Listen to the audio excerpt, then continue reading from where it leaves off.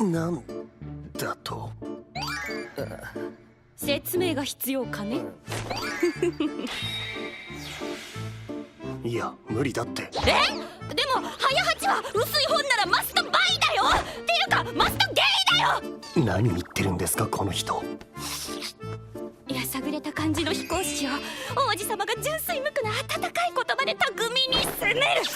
それがこの作品の魅力じゃない。そんな作品じゃねえよ。フランス人怒るぞ。いや俺実行委員だから。確かに演劇だと稽古とかも必要になるからあんまり現実的じゃないな。そっか、残念。そうだからさ、一度全体的に考え直した方がいいんじゃないか。王子様役とか。それが目的かこいつ。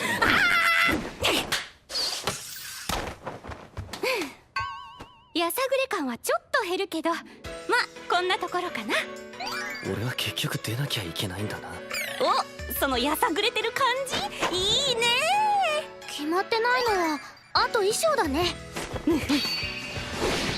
あなた川崎さん。私知ってるぞ。制服とかブレザーとかちょいちょい改造してるよね。そのシュシュもハンドメイドと見た。これは手縫いだけどミシンで作るのもある。見せてみ。これすごい難しそうだけどどこでいいのかな。すごくいいと思います。とつか。じゃあ行ってくるね8万。お。 What I have shown you is by far one of the funniest and probably I think one of two funny moments in the entire episode. Literally, there's only like two comedy-based moments, and this is the funniest out of them because the second one, well, technically it's the first one because it happens near the beginning of the episode, isn't as comedy-oriented, but this one is like the only real funny moment we get. Because the rest of this, this is start review. Let's go. Yo, what's up, guys? The Insane Game Freak Trail Game Vlogs here to bring you SNAFU episode 10 review.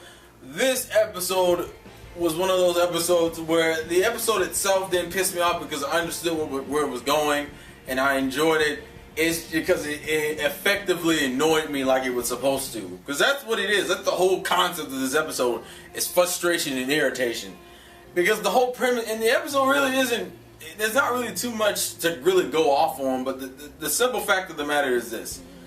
Things have gotten awkward with Yukino, Yui, and Hikigaya, but the difference is this one's kind of just ranked just because Yukino all of a sudden wants to be all distant and shit. Like, especially the two scenes they show where they're like off room in the club room, Yui tries to strike up conversation, and Hikigaya and Yukino just seem indifferent. I'm still thinking Hikigaya might be slightly beating himself up over the whole him imposing his ideas onto Yukino, and maybe that's what's wrong. It's not, but Yukino is like actively is just pushing them away for no reason. It kind of comes out of nowhere because there's no setup for it. She's just randomly like this at the beginning of the episode. But you know, cultural festival stuff. This is the arc. This is the last arc, meaning these last 3 episodes will just all be. I think this is supposed. Yeah, all 3, and then there's like an OVA right after this. But I don't know if Crunchyroll's going to stream that or not. That's besides the point. So these last 3 episodes will all deal with this cultural festival stuff, which I kind of figured because cultural festivals are never just one episode. That's bullshit. Anyways, the cultural festival's here. Hikigaya is forced to be on the committee, which was probably the only. Technically, there's 2. I guess there are 3 funny moments because there's that scene where here I can never pronounce this chick's name right. Hiritsuka Sensei signed him up because he didn't notice because it was homeroom and he was sleeping during homeroom. And I'm like, wow, you punished that boy for some bullshit. And you know, obviously in these type of situations, what they would usually do in shoujos and romance series is that they would make, because it was a male and a female representative for the cultural festival committee for their class. You would think they would put the main male character and the main female character together, aka Hikigaya and Yukino, or Hikigaya and Yui, and we would have some relationship stuff going on while the cultural festival stuff was going on. No and yes.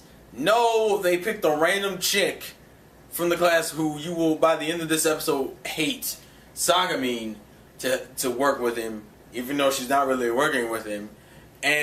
But Yukinoshita just incidentally, since they're in two different classes, got picked for her class, so they're both still there. You know, they're just not really interaction. Actually, I don't think they interact really at all, except for that one part at the end. And so we have to deal. And Sagami is one of those characters that annoys the fuck out of me, but she doesn't like inherently do anything wrong. You know how like certain animes, what they do is they have those characters who are nice but actually have really mean ulterior motives. They don't do that with Sagami, but you can tell she's a bitch. Like that's the way it comes off. Because not only when we get into the committee, then they have to pick like a leader for the committee. And Sagami does this twice, and actually Hikigai calls her out on it the first time. Well, internally calls her out, because, you know, Hikigai is not the type to really say shit. Sagami does this whole, if no one else will do it, I'll do it. And Hikigai is like, that is not how you refuse something. When a person refuses something, they do it with the cold, dead eyes. They do it with a level to the level of seriousness that it runs a chill down your spine. That's how you reject things. The way Sagami did it like this. Well, I guess if no one else will do it, I'll do it. And she does that twice. She does that as the female representative, and she also does that to become the leader for the committee of the culture festival committee. And then what makes it even worse is that Yukinoshita's like, we need to suspend club activities because everybody's going to be busy with culture festival stuff anyway, since him and Hikigai and Yukinoshita are on the committee, and Yui has to do, like, I think, like, they're doing a play for their class, so she's busy with that kind of stuff. And Sagami comes in as they're about to leave for the day. Still, the distance thing is still going on. And she's like, can you help me with such and such? And I'm like, bitch, why did you even want to become the leader if you are still going to... And what makes it worse is that Yukinoshita calls her out on it, too. She's like, you know, I want this will be a way for me to improve and grow. And she's like, doesn't that contradict that when you come here to ask me for help?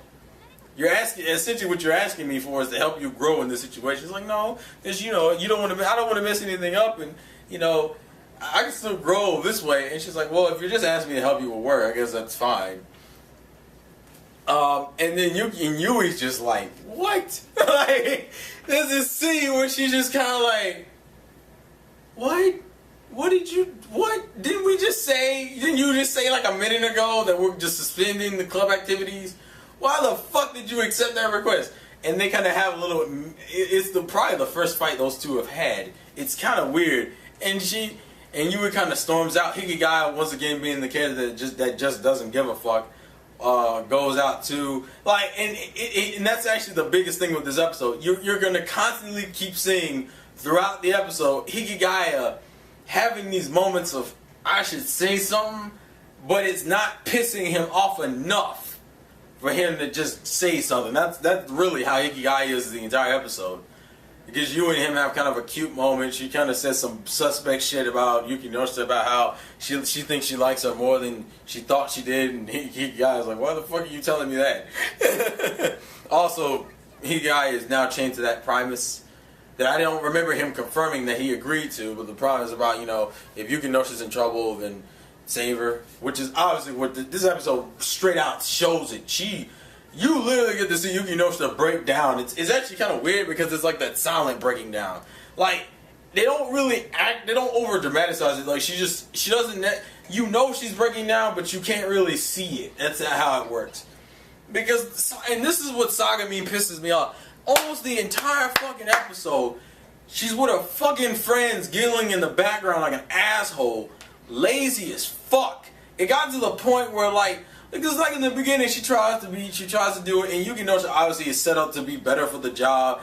And we also get to have Haru being kind of a bitch in this episode too, because Haru, for some fucking reason, because they keep comparing her to Haru, because Haru apparently did the same thing, except she was the leader of the committee and she did it and everything.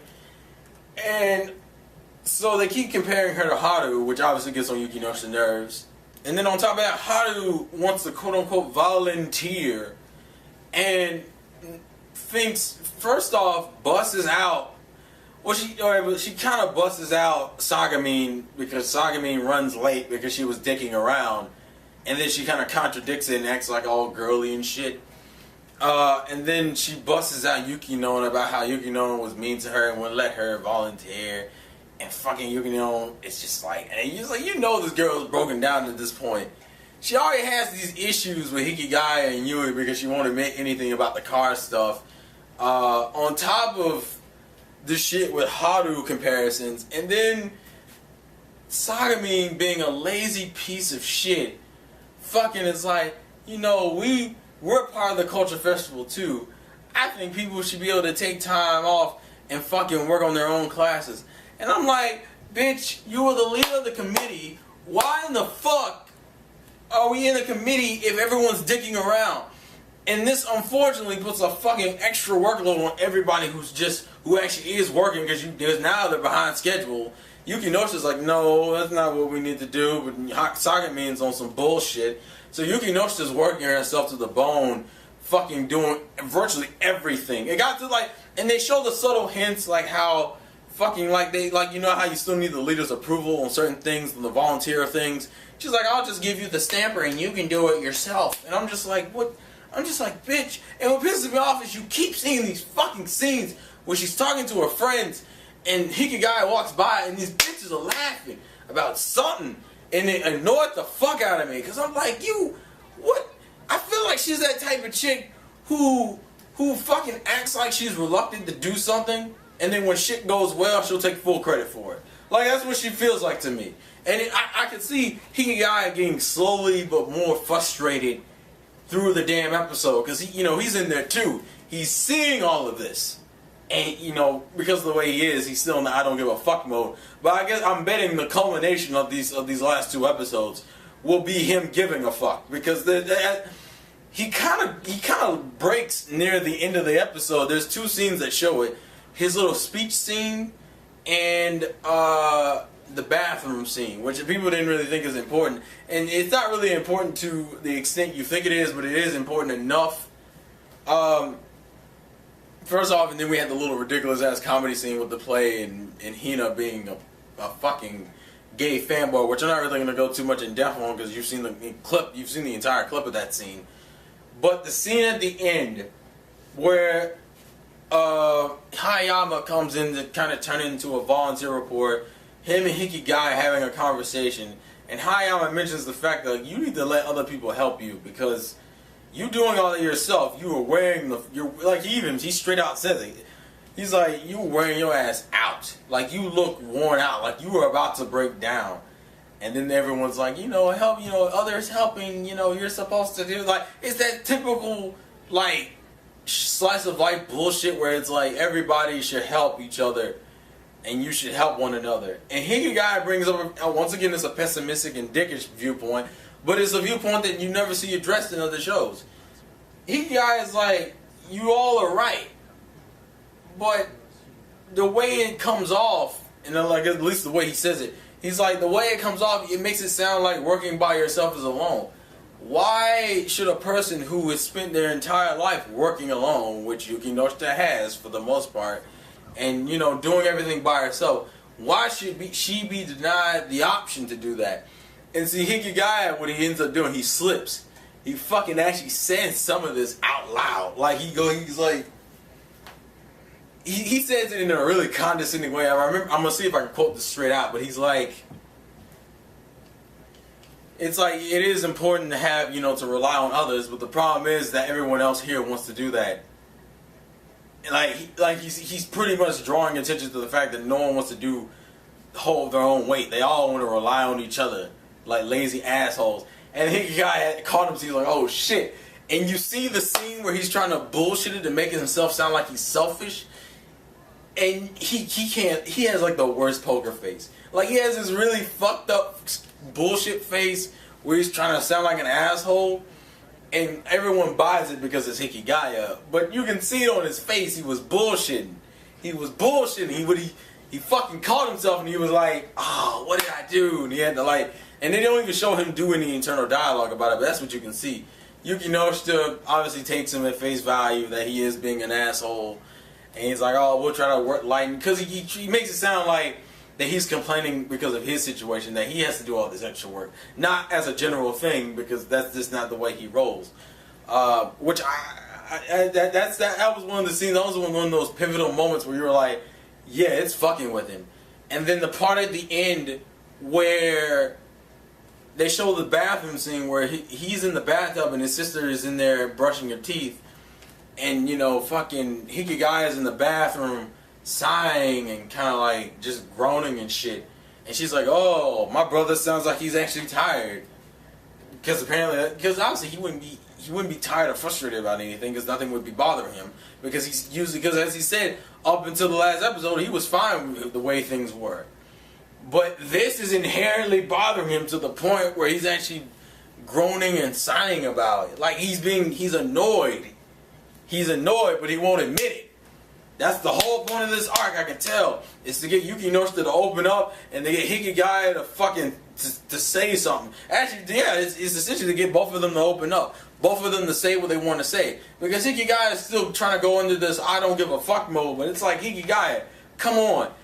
Throughout the episode, you're gritting your fist, you're gritting your teeth, you're looking, you're noticing the bullshit, and it's bothering you. That's why you got to this point where you slipped at the end of the episode, and then you just start groaning and sighing about it in the tub.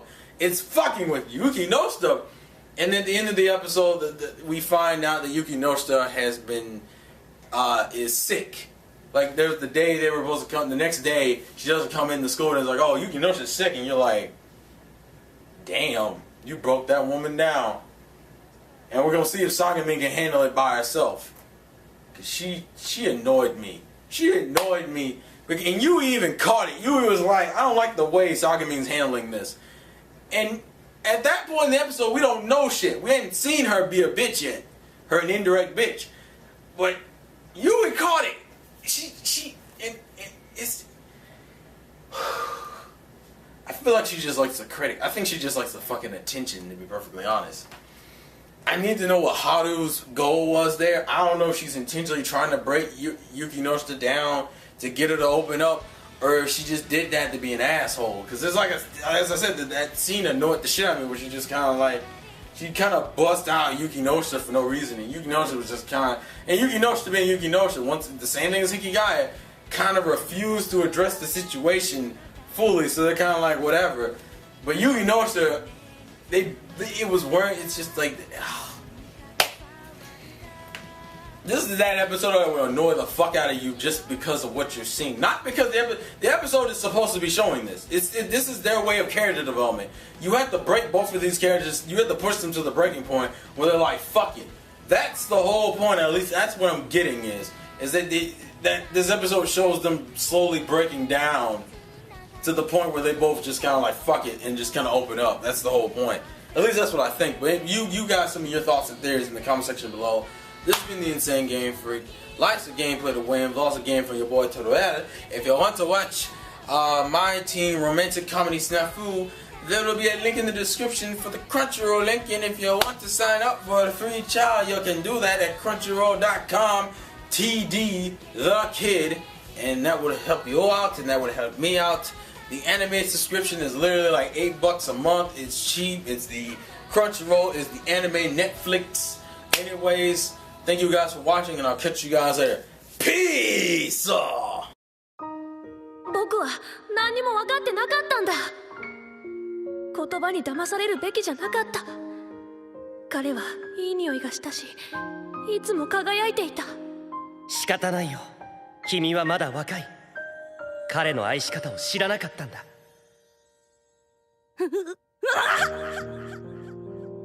次回、そしてそれぞれの舞台の幕が上がり、祭りは最高にフェスティバっている。